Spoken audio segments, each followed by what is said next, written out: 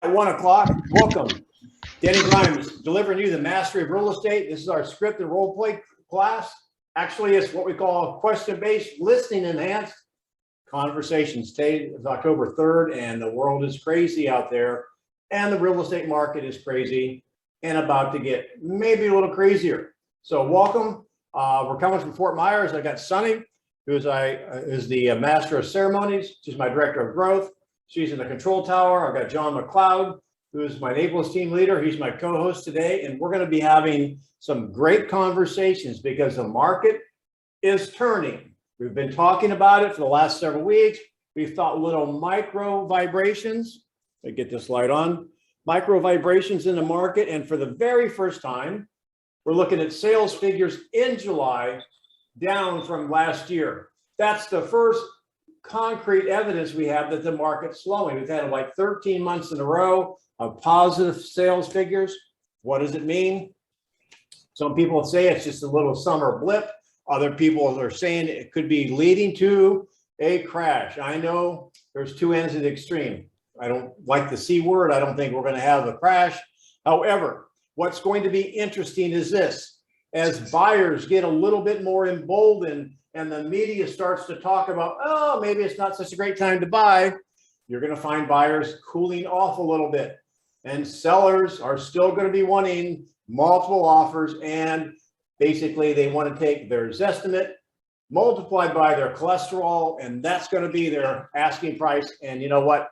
We have a problem there, Houston, and so we have to have some conversations. So John, how are you doing today? You ready to rock and roll? Yeah, there you go.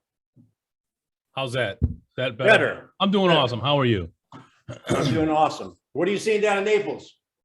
You know, we're seeing a lot of the same thing. And the big question that I have for the group is this truly a slowdown? Or did we have pent-up demand last summer that overinflated the marketplace? Now, if that happens to be the case, how do you express that to a buyer or a seller who's looking at things now as the first sign of doom and gloom is on the way? Well, so how would you do that? Of course, we always start with a meat thermometer, right? We always start when we're having a conversation with someone, we want to find out where they are. In fact, you guys, for the new people on the call here, John, just forgive me for interrupting you just for a second. I have here, this is the quiz. And if you can pass this quiz, you can stay on the call. And if you don't, well, you'll have to go to the end of the Brady Bunch group there. So here's the question. You're having a party at your house, or somebody's driving down the road and they want directions. They say, help, help, I'm lost. John, I'll let you be the spokesperson for everyone. What would be your response if you're that young man and the young lady said, I'm lost? What would you say? Where are you going? There you go. You want to basically find out where they're going in this marketplace. You want to find out what we call the starting point. So write this question down. This can be used with buyers and sellers. It's one our team knows verbatim. We call it the meat thermometer, and it goes something like this. John, I understand you're thinking about stepping into this market and becoming an owner. That's awesome. Let me ask you a question. There's no wrong answer. I'm just asking your opinion. Do you think the market's working in your favor or working against you? And regardless of the answer, you're going to kind of find out where they are. It works as a seller. Hey, you're thinking about selling. There's no wrong answer here. I'm just kind of curious based on what you feel or what you're reading or what you see happen in your neighborhood. Do you think the market's working in your favor or working against you? So I kind of interrupted your thought, John. So go back to that. You were talking about finding, a starting point with people and what their opinion of the market was. And the whole point of asking that question, they tell you you lost. Where are you going? You know where they are today. You know where they need to go, and you can help them realize what the roadmap is to get there. And that roadmap is all based on one thing, the M word. We talked about it this morning on our call, which is motivation. If you don't have their motivation, nothing you can do is going to solve their dilemma of where they're going and how to get there. That's right. Motivation is the gas in the tank that gets them moving, because no one just loves to wake up one morning and say, I think I want to pack up this house I've been in for the last 15 years and get a bunch of boxes, a bunch of bubble tape, and wrap and pack and have the moving truck come. And generally it's always raining the day of moving, or it's the hottest day in the decade. People don't want to do that. There's a reason they want to move. And even when the question marks come out in the market, we're kind of in that teeter-totter point.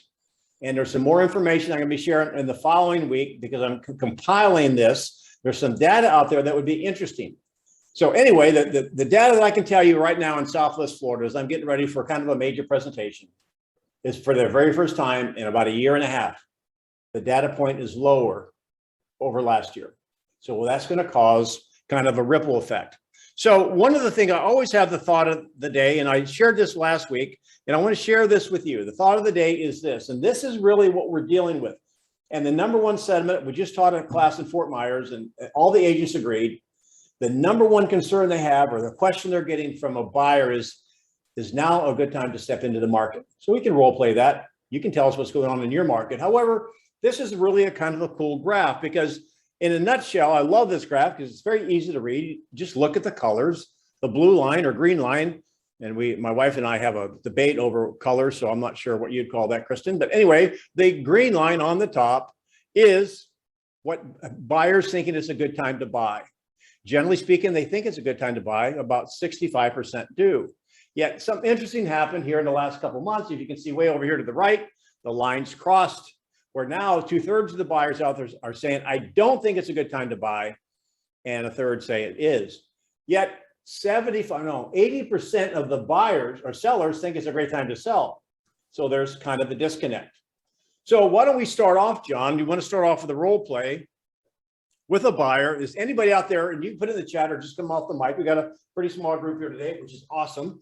We can have some real life practice. Anybody working with a buyer right now that is having those thoughts or concerns and expressing them to you?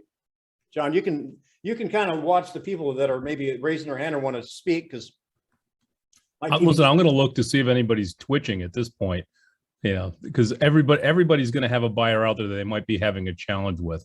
And it's interesting because Denny, I don't know if you have everybody up on the screen or not. I can see some of the reactions of people, and I get Josh is one of them. He's over there smiling. So we all have the same challenges with buyers and sellers. It doesn't matter if you're in Wasilla or Key West. All right, the challenges with buyers are exactly the same. Josh, what are you seeing out in your marketplace? Yeah, John. It's probably very similar. I would imagine it is, just like you said. We've got a few buyers that we've actually had for a while now, to be honest, months, I would say, going back to the spring. And they got so burnt out in the market that we had here in Denver that the conversation we're having now is, things are changing, things are shifting, but that fear is still there in them, that they're going to be, whatever facet that is. More of what we're hearing, and I would say the majority of what we're hearing from the buyers is that they think they missed out on the market now. They thought it was a great time to buy and this and that. And now it's maybe not the greatest time to buy. And there's fear around that. They think that the market is shifting in a direction that they don't want to go, and that they're going to be still buying essentially at the top end of the market here. So it's interesting. We all hear that. And what is the misconception that buyers have when they have that sentiment? Well, the market's going to change and I'm buying at the top of the market. What is their misconception or their misunderstanding about real estate and owning real estate? Well, yeah, and for most of these, they're actually first-time buyers. So Okay. They just don't understand the investment piece of this and the, pain versus pleasure, I would say, on actually renting and sitting on it for months, years. Some of these guys I have one buyer who's been renting for over 10 years and she just keeps never making that leap. So the interesting dilemma that especially first-time buyers have is they look at real estate like opening up a Robinhood account. Okay, I buy my house, and in Denver, you could buy a first-time home. First-time home buyers are probably spending $750,000. Next year, market crashes, it's worth $600,000. Did they lose anything? On paper. On paper. On paper, they did, yeah. Only if they sell. Right? So again, this all goes back to motivation, guys. How long do you plan on staying there? You're going to find most first-time home buyers are going to give you an answer like 3 years, 5 years. We're going to live here forever. We want to raise our kids here. So getting them into the pain point of not making a move versus the pleasure of sitting down with their family at a barbecue that they've had the same barbecue on the same holiday for 7 years in a row. Does the price really matter? Nope. Yeah, the answer is no. The answer is no. So go ahead, Denny. Yeah, so let me ask this. So Josh, you might have, does anybody have a buyer in mind? Let's go ahead and do a role play on this because that's what this class is all about is conversational role play. Hey, right? Denny, we can hardly hear you. Really? Okay, is that better? Yes, it is. Thank you. So this is about conversational role play. Can someone manifest the buyer they had or are working with right now? And let's have a real life example, a real life role play, because you know what? Buyers are asking the right question. And the number one question buyers are wanting to know is, hey, look, is now a good time to step in? It's funny, Josh, you're talking about a buyer that watched the market for the last 10 years. Can you imagine somebody that could have bought 10 years ago? Would they be better off if they had done that versus rent? Absolutely. So who's got a buyer in mind? Let's just do a 5-minute role play. You can be the buyer. Josh, you got one? I've got a few. All right, So, step on up, my man. yeah, so we can go with we can actually go with that same buyer that continues to rent, year over year, because yeah, she's a good one. She's been she's a good one to go after. So let's do that one. So take a look at this. Take a look at the screen behind me, because this is a little bit different than our model. As you know, we use questions here a lot in this. We would teach you how to go through this whole thing using questions. And the model of handling an objection. And really, when somebody's afraid to buy, it's a fear. So it's kind of the same thing. Well, the models, you acknowledge, you isolate, you answer, and close. However, fear is a little bit different. When they have a fear, when basically they're afraid to step into the market or they're afraid to sell because they don't have anywhere to go, it's kind of a different animal, a little bit different in the fact that fear is what? It's not logic, it's emotion. So you've got to use a little bit different approach. Number one is you want to certainly acknowledge it, but you want to understand their fear. So Josh, I want you to, zen yourself into the body of that person that's been renting for 10 years, right? Yep. So when an issue like this comes up, just your normal thinking, you don't have to worry about a lot of things to say. It's kind of like somebody asks for directions, where you're going. What are some things? Now you guys come off mute, or John, call on some people. If you don't want to talk, put it in the chat. Here's what I want you. What questions do you have? That's the only thing, the only part of the story they've been renting for 10 years. And they've been looking at the market and never stepped into it. So there could be 20 or 30 great questions. What do you want to know? Because generally speaking, your intuition of what you want to know will give you the path to follow.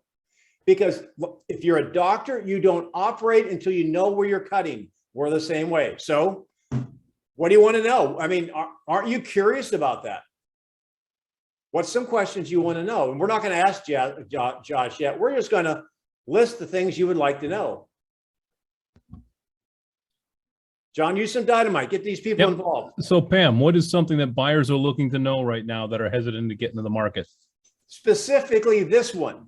10 years. Specifically right now today. No. What do buyers want to know? Hang on. No, specifically Josh's buyer. They've been renting for 10 years. They've never stepped into the market. What's the burning question? Go ahead, Pam. What do you think's on their mind? Is this a good time to jump in with prices so high and, competing bids? Okay. Is this a good time? What else do we have? Moses.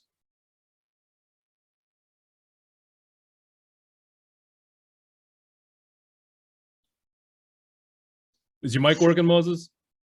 Yes. There we go.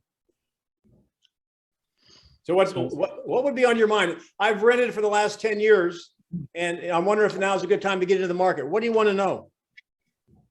Don't you want to own a home? A beautiful home. Okay. And Denny Tamer, I think I pronounced it correctly. Is that right, Tamer? Just added to the chat. Correct. What's your plan for the next 10 years? Yeah, that's a thought-provoking question.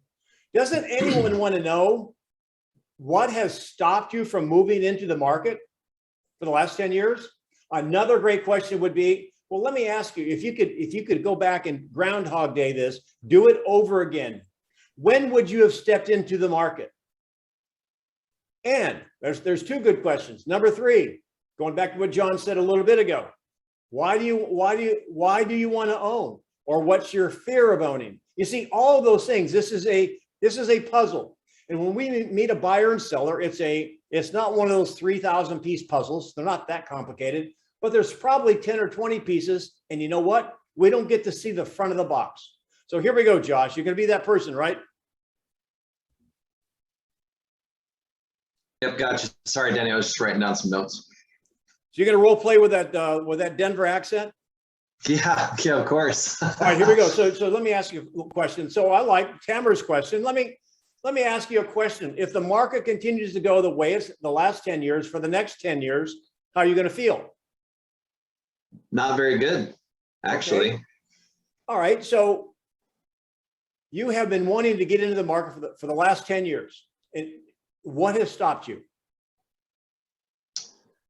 Yeah, so it's been a combination of things, but a lot of it for me is that it was job and it was a few other things. But if I really thought about it and got down to it, it's that I really didn't think. Every time that I tried and I got qualified and I went into this market, I just kept getting burnt out. It's been hot for so long, and to the point where I just gave up. I didn't go all in on it. Now, are you getting any clarity yet, you guys? He's using burnout. I didn't get any clarity. I'm still here in I'm attempting to acknowledge it by understanding. So when you went into it, what does burnout mean to you? That's 3 questions. I'm going to attempt to get to the center of the Tootsie Roll Pop in 10 questions or less. So that's 3. What's burnout mean to you? Yeah, going against 20 plus offers, having to go 20,000 plus over the asking price over and over again. It's the same thing. So I know he's role playing. I'm stepping out. This is where your insides say BS. Why do I say BS? He's not telling the truth. Hasn't been hot for 10 years. There you go. It doesn't match. The carpets don't match the drapes, right? Something's not matching. So when you see that, you're going to have to figure out, okay, where is the real story? So let me ask you, this is question 4. Would you rather buy, in the last 10 years, the market has been going up. Would you agree? That's more of a statement. Let me ask the question. Would you rather buy when the market's going down? No, not necessarily, because that's one of my biggest fears. All right. So so that's question 4. Question 5 is, what's your alternative? So what's your alternative? Are you planning on staying there? How long are you going to stay there before you realize you might have to be a little uncomfortable to start building equity? Yeah, I mean, the position that I'm in today and the location that I'm in and the job that I have and everything, like, I know I'm going to be here for the foreseeable future. So it's not like I'm moving anywhere, going anywhere anytime soon. So I think, yeah. So for me, I guess the alternative is that I would just continue to rent in the area, into the same place I've been renting at. So looking back, based on housing values are probably up 70% over the last 10 years. They're up 30% in the last year. Yep. Would that be worth a level of discomfort? Yes. Yeah, it would. Now I'm going to the end. That was question 5 or 6. I'm going to the end. What's your greater pain? Stepping into the market and you get the house you want, and maybe the market tops out and it maybe drops 10%, but you're going to be there a while, or you get burnt out again and you don't step into the market and you watch it go up another 10%. Where's your greater pain, Josh? Yeah, that greater pain is definitely waiting and watching it go up again significantly like I have been. So less than 10 questions, and you might not think he played full on. I don't know. I mean, Josh, did that make sense? Because that's something you could do to that buyer. Absolutely. Yeah. It's taking her back to those positions that she's been in. I'm like I think I'm the fourth agent she's worked with, right, Denny? But it's because every single time she went in, it never worked out. So, but no, it makes total sense because she needs to be reminded of it, because all she does is the wheel just keeps coming around the same way. She just keeps thinking about, getting handed with all these offers. So, but that's not actually the case. So towards the end of your questioning, Denny, I would have asked, so Josh, if I can show you that even if the prices had gone down, what the value would have been to you as an owner, would that be of interest to you? Yeah, absolutely. Yeah, absolutely. Do you know what the 4 benefits are to owning a home besides just being able to own it? I do not know. Would you like to know? Well, yeah, absolutely. I mean, wouldn't it be fun if you could find out you could save money on your taxes if you owned a home? Yeah. Oh yeah. Absolutely. Well, yeah, that's huge.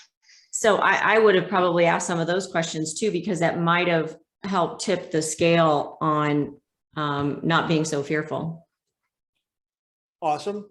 Great. Hey, that follows exactly where I was going to go with this. Do we know a personality type, Josh, of this particular buyer on the DISC scale? Because if they're a high C, Yeah. exactly where Kristen is going to help them.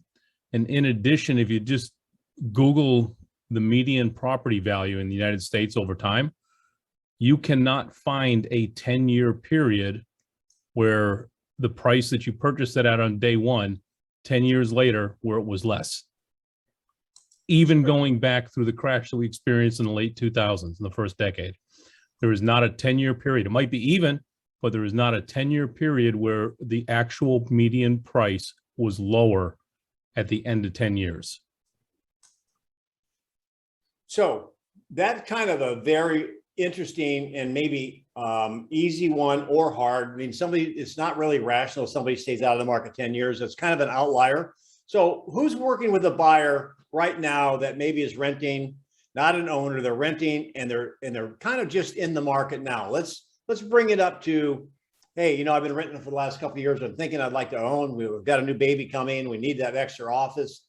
I'm cramped, but I don't think it's a good time. Who is working with a buyer, a real-time buyer like that? Let's role play that, because it's the same thing, only it's more current. The 10-year lady or person, whoever it is, there may be another issue there. And my only comment and John and Kristen made some great comments, understand that's logic.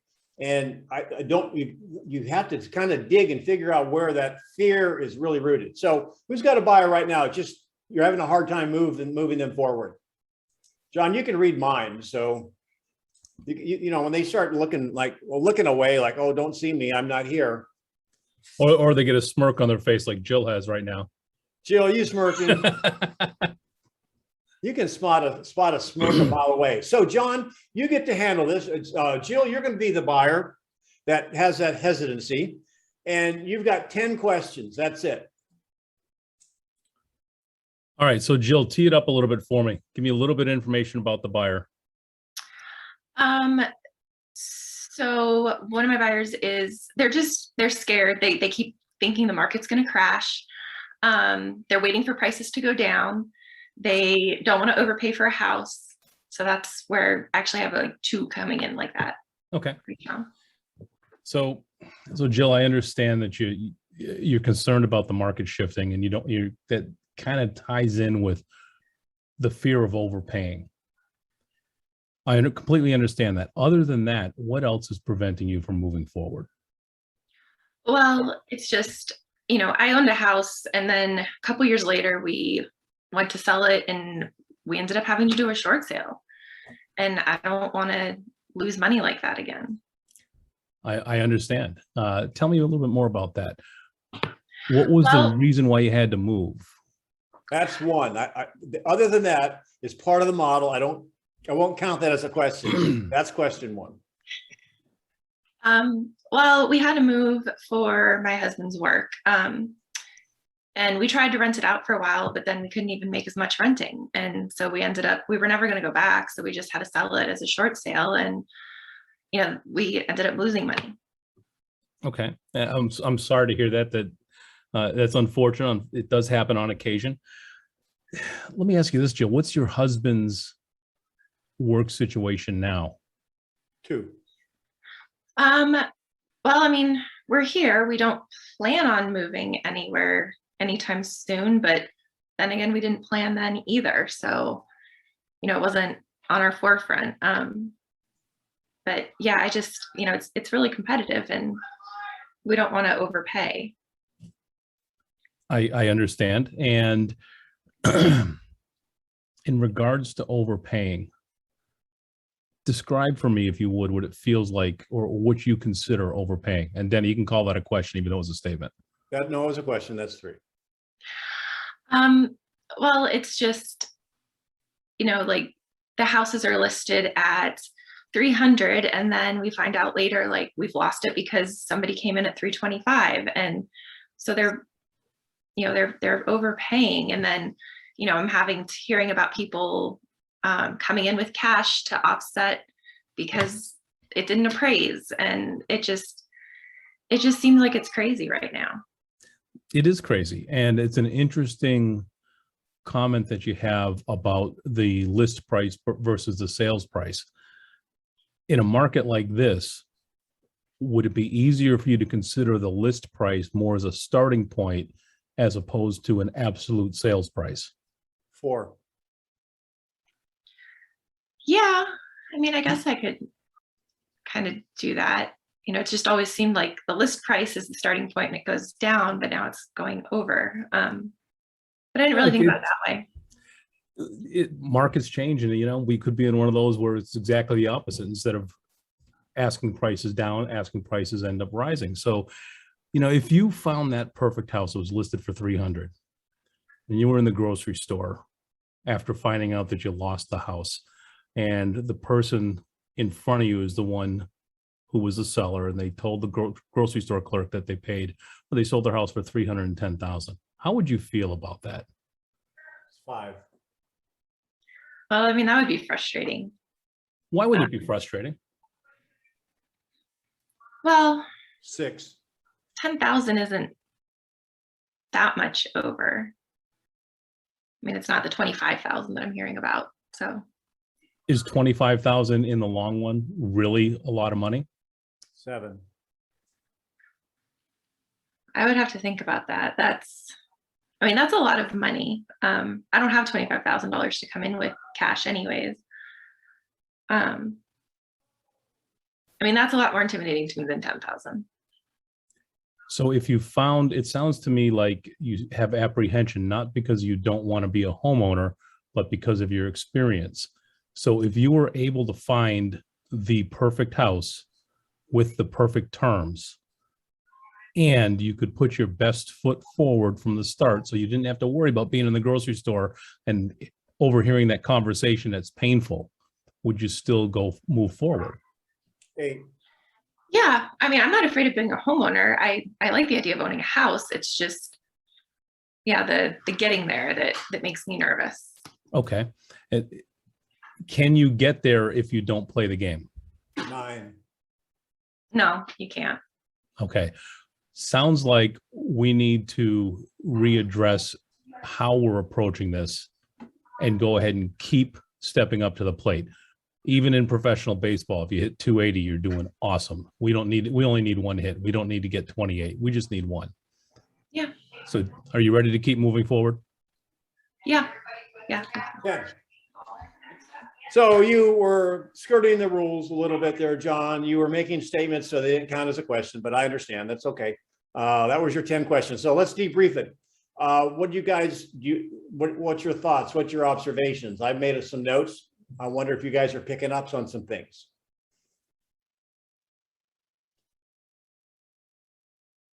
This is a would you like, what you didn't like. Moses, you leaned forward. You got something going on. Well, just something I noticed the other day or this past weeks is that a lot of really high quality properties I looked at before the pandemic have really shot downhill. I don't know if, maybe all of us as agents are growing, but it's things are not the same quality as they were before the pandemic. A lot of stuff is just, I don't know if it's deteriorating or just our perceptions are changing. What? Yeah. You guys, if possible, if you guys are on the call, flip your cameras on if you're possible to do that. Jill, let me ask you this question. Thanks so much, Al. Good to see you. And again, this is where we grow. From your perspective, it was a great line of questioning. Did he address your fears, to your opinion? He did. He helped me think about it in different ways. The whole, and I've never worded it that way, thinking of the list price as the starting price versus going down from there. That I liked that a lot. I'll use that for sure. And then I did feel like he was listening to my concerns, and hearing what I was saying. So that's also, of course. Then I'll ask this question. Thanks so much. I'll ask this question based on listening to Jill, the 10 questions. It took about 4.5 minutes. What was Jill's main concern? Not John, because you're active. I want to find out if you guys are listening. What was her main concern? Stepping back into the market and losing money. Yeah, it's tied to that. However, let's use her words. She did say that once. What was her main concern in her own words? She didn't want to do a short sale like it happened before. That's tied to it. How many times, think back, how many times did she say overpay? Yeah, a couple times. Yeah, I was going to say overpaying. That was the thesis of it. And so, and John uses a great line basically. And one of the things that you should be doing is educating them on a couple different things. Number one, so I'm going to just step in here real quick and drill down on that. John might have, but I only gave him 10 questions, right? So Jill, define overpaying. To my current client? Well, you're back in roll now. Okay. Just paying more than it appraises for. Okay, so all right, so let me ask you, do you understand the difference between appraised value and market value? Well, maybe I don't then. So if you buy a ticket to a concert and on the front of the ticket, it's $100. That's what the sticker price is, right? That's kind of what appraised value is. It's what the ticket sold for when you bought them. Right. However, if it's a sold out concert and there's a big demand for the tickets, you could sell it for $150. So you as a seller, would you sell it for the 100 or the 150? No, if I was a seller, I'd sell it for 150. And if there's more buyers that want it for 150, that's called market value. Now, what you're focused on is the sticker price, not what people are willing to pay for it. So if you want to be a successful buyer, should you be worried about the appraised value or the market value? The market value. See, it's very important in this particular, and really in any market, but in a moving market, that you distinguish that, because yeah, the asking price is a starting line. So if that's her hang up, one of the ways you do that is change her focus from the appraised value or what the past sales say or whatever, because a buyer in that mode, now that buyer can get a house for appraised value. How do they do that? You can have that, Jill. There's no worries. If you want appraised value, we can do that. So I'm just asking you guys how to roll. How does that happen? Where you can get a house at appraised value? Well, sorry. That's called children. It is, yes. So how do we get a house at appraised value, guys? Lillian, Maury, Sonny, Tamer, come on, Pam. You just put an offer on a house. Well, I don't know if that'll work. Much demand. What'd you say, Lillian? If it's not so much demand. Well, okay, if I heard you right, what you want to do, I said this before, and some people go, oh, I can't say that. You really have to go to the dent can bin. You're going to go have to find houses that have been seasoned on the markets. There's something wrong with them. They're overpriced or whatever. And finally, the seller is going to give up the ghost and sell it because you don't have, there's no multiple offers on it. So if you want one of those houses, oh, Jill, by the way, there's the, you know why the best homes sell first? They're the ones that everybody wants. Yeah, they're the best. Yeah. And you know what we call the other ones in real estate? No. Leftovers. Okay. So if you want to focus on appraised value, let's go and look at some leftovers. How do you like that? I'd be willing to look at those. Okay. And you know what? We could probably find you a house nobody else wants. Does that make you feel good? I mean, I don't know. You guys, you know, you may not say that on the first date, but isn't that true? Mm-hmm. Let's shift gears. Let's shift gears, John. Let's go into what is. Can I ask you a question real quick? Yeah, sure, Al. Go ahead, Al. For the most part, everybody we've been talking to is related to renters looking at getting into the housing market.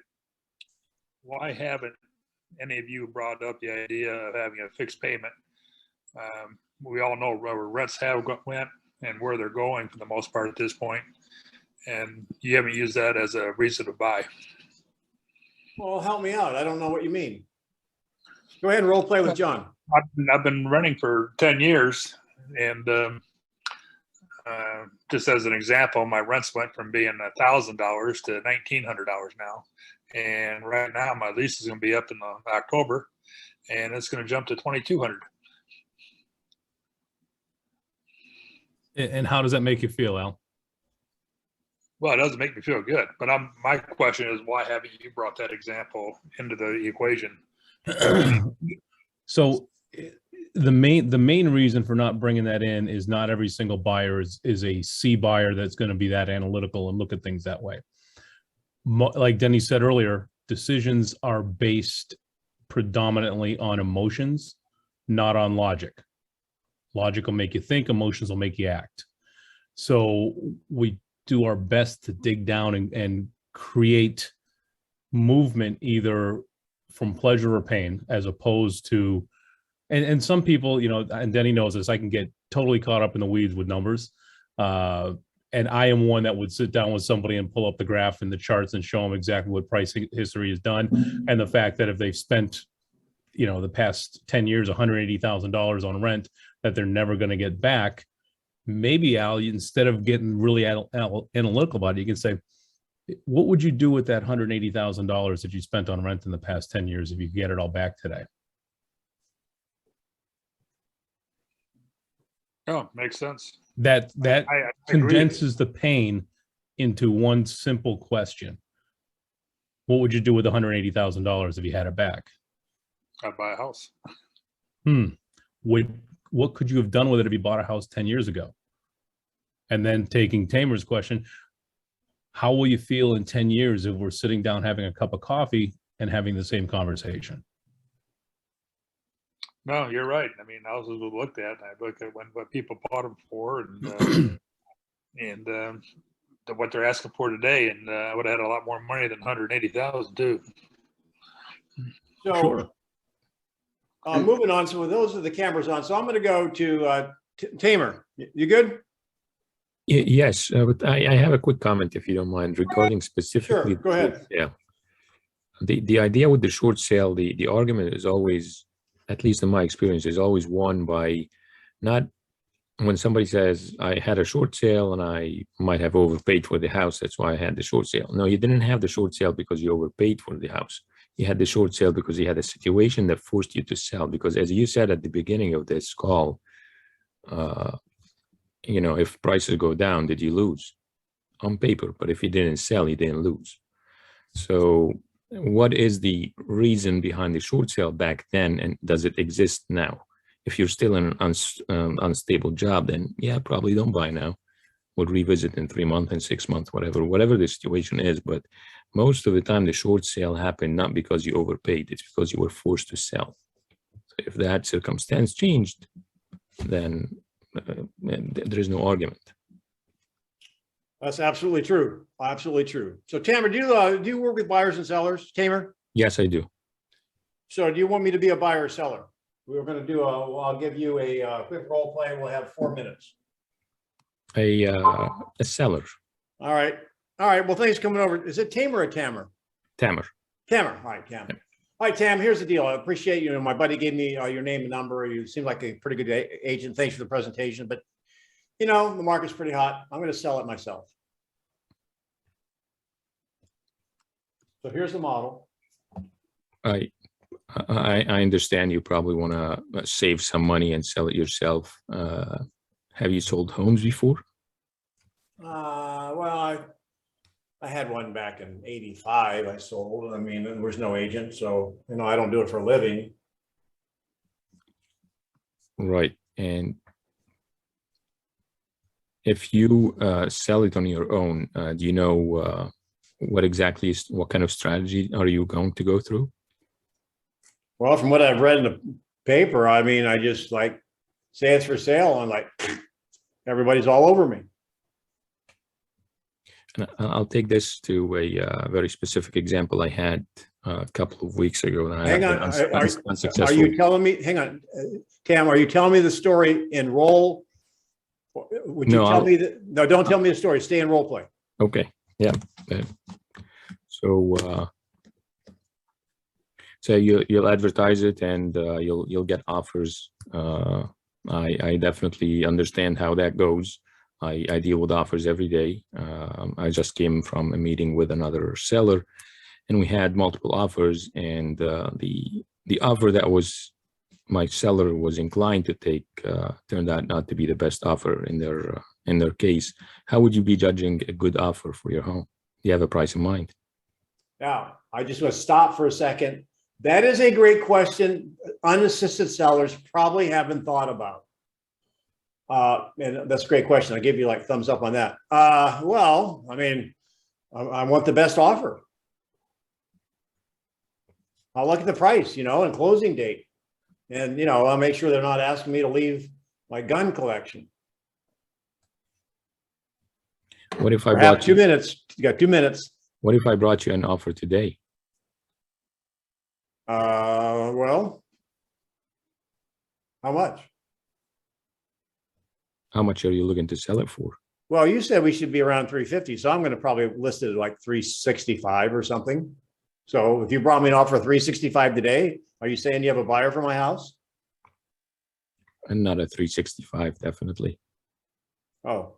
See, the 350 I suggested to you is a result of the strategies that we'll be implementing and the marketing that would drive up the price to 350. It doesn't happen like that. And if you list it at 365, you'd probably be forced to change strategy afterwards. See, there is a lot involved, a lot of work involved into this. And we don't have the time, but depending on what you do for a living, I would take these strategies and my examples there. But 1 minute. Yeah. 1 minute. So, all right. Well, I appreciate it. Maybe if things don't work out, and you know what, you can bring me a buyer. I'll pay you to bring me a buyer. I understand. Well, I'll revisit with you in a week. All right. Thank you. Well, you were certainly under time. So, listen, I threw you into that. And so thanks for playing full on. This is how we grow, you guys. No judgment. So let's watch game film on it. So John, I was involved in a role play. You're probably, making some notes or whatever. Anybody else? Well, let's start with you, Cam. What do you like about what you did? What would you have done differently?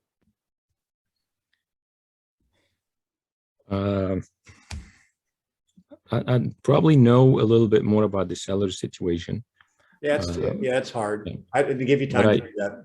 but I have in my mind, as we're talking, a current situation where I went to the for sale by owner with an offer, not soliciting the listing, because I have a buyer that I just needed to find a place for urgently. And I asked him how much you want, and he said his price. He named his price. We gave him an offer. We did a kind of a brought in an inspector through the showing with us, and the buyer was fine going with no inspection contingencies and what have you. And after submitting the offer to the seller, he said, well, the agent that I bought my house with a year ago is telling me that the buyer should be paying the commission, and that the price should be net of everything. I was just shocked, and that was playing in my mind as we were talking here, and I probably affected me. I'm still scarred from that one for sale by owner. That's what I'm saying. All right, well, here, let's just, what's your advice? What's your advice for Tam now? I'd say, okay, and what? What's the four-letter word in real estate? What is the four-letter word in real estate, you guys? Your kids aren't there, Jill. They can't hear you. What is it? Next, NEXT. All right, well, let's do it again. John, you be the seller. Again, same objection. Who wants to handle it? Got to have camera on though. So if you want to play, get your camera on. Other than that, John, who wants to play it? Who wants to get better at handling a seller objection? I want to sell it myself. John's going to be the seller. And we have 4 minutes. You can ask as many questions as you want in 4 minutes. I'll do it, John. I'll do it, Denny. All right, Al, go.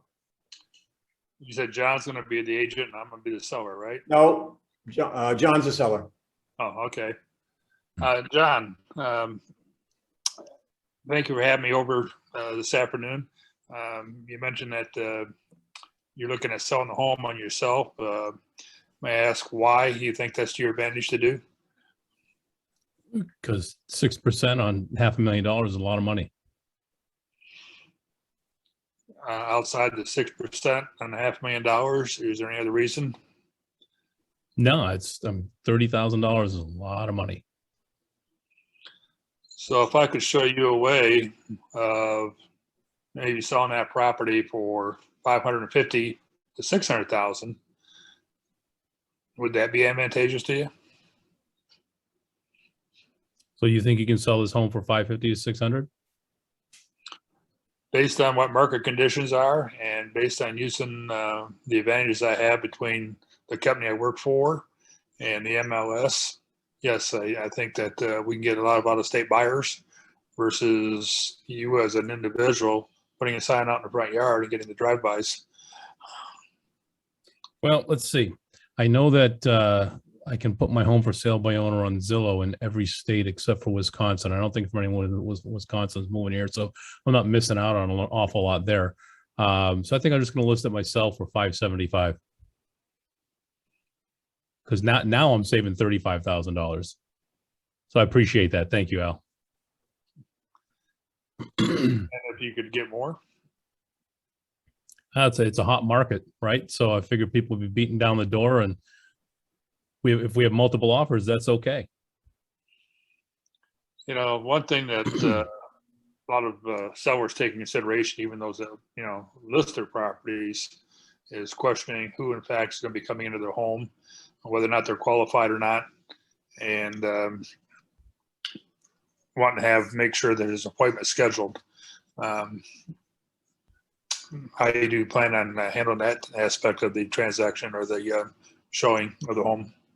Well, my office does allow me to work out of the house, so I am home during the day.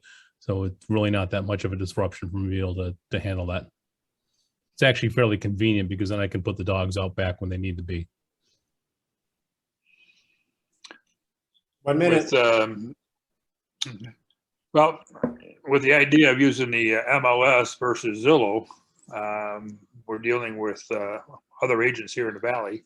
And when you have 30,000 agents in this area looking at, sellers or buyers wanting to purchase your home, that can bring in a lot more than what Zillow or something like that that relies on nothing but consumers looking on their cell phones or on their computers and their searches. Do you think that by having additional buyers, we could get more of an auction effect to drive that price up? 10 seconds. Well, aren't everybody that's already working with agents already viewing things on Zillow and their agents' websites anyway, so they'll be able to see it? Well, some items on Zillow may or may not be in the MLS, but Time. All right. So what's your comments on that? Hey, Bryant, way to go. Omika, you guys, first time I've seen you on this without your camera on. What's the matter? So what's your comments? Any ahas? Al, how'd you do? I think fair. Has come back wanting to sell the property for more money.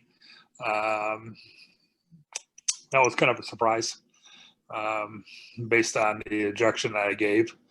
But, and I didn't quite really have a good answer for that. Right. So I kind of beat around the bush. Well, here's a couple of different things. Let me just point out, Tam, this is sandpaper.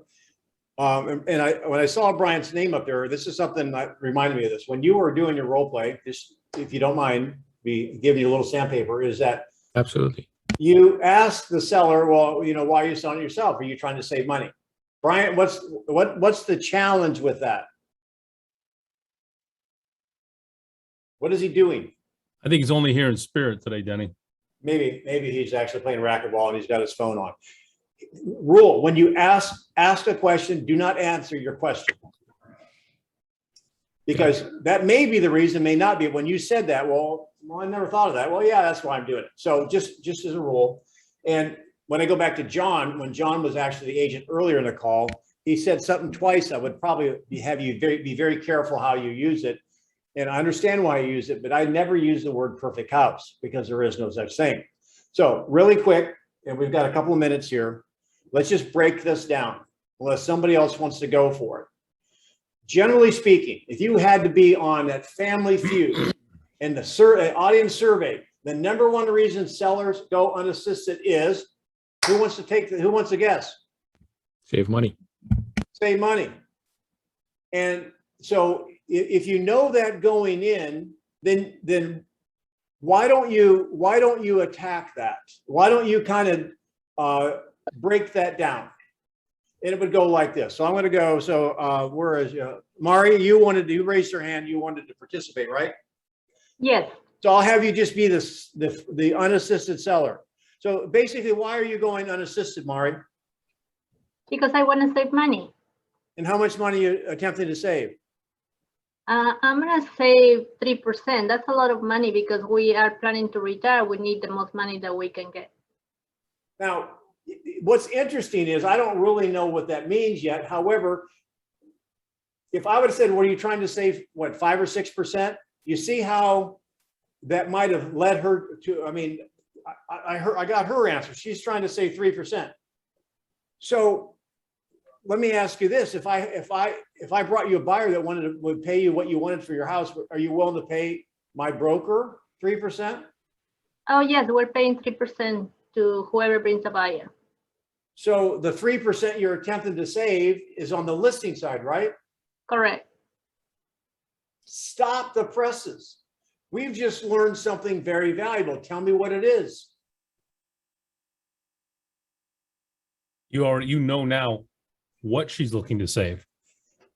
And it's only half of what you think she's looking to save. You just cut your mountain in half, guys.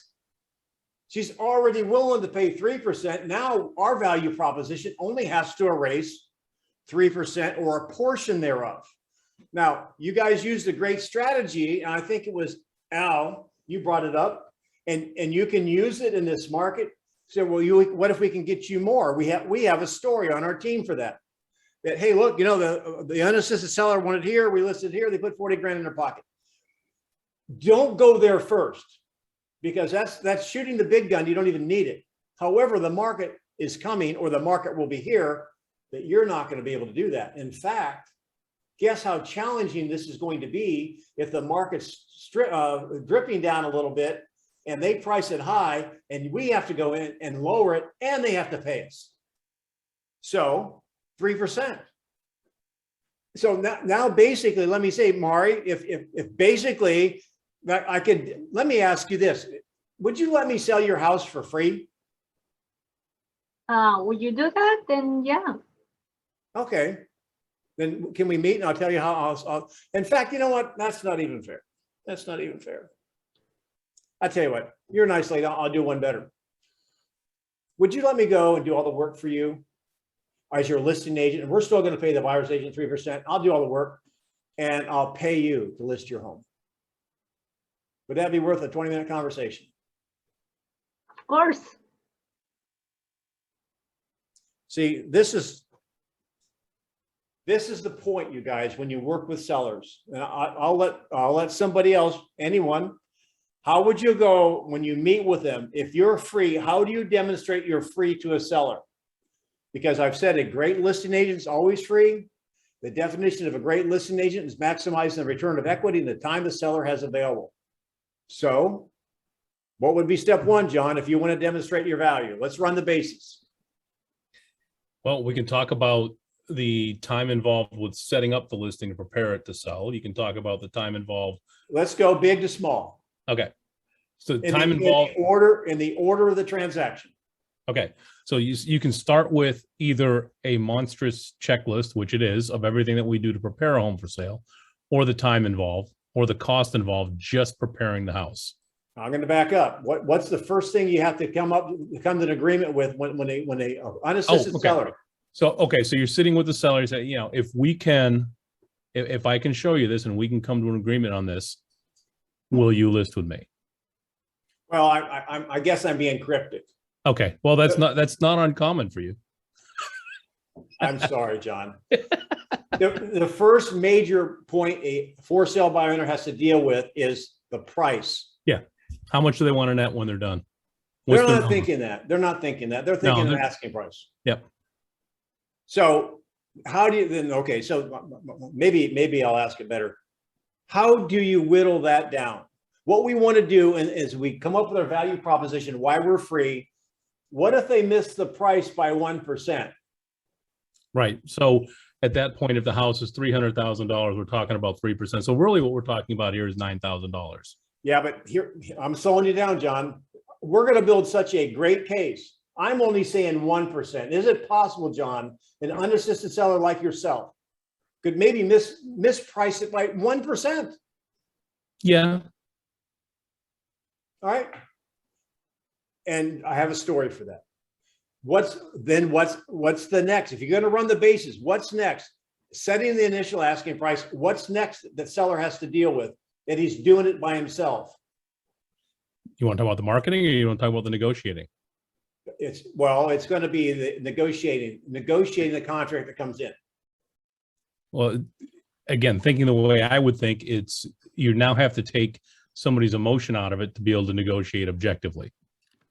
And could the emotions cost? I don't want to say lack of experience to the seller, because that could come across not the way you want to deliver it.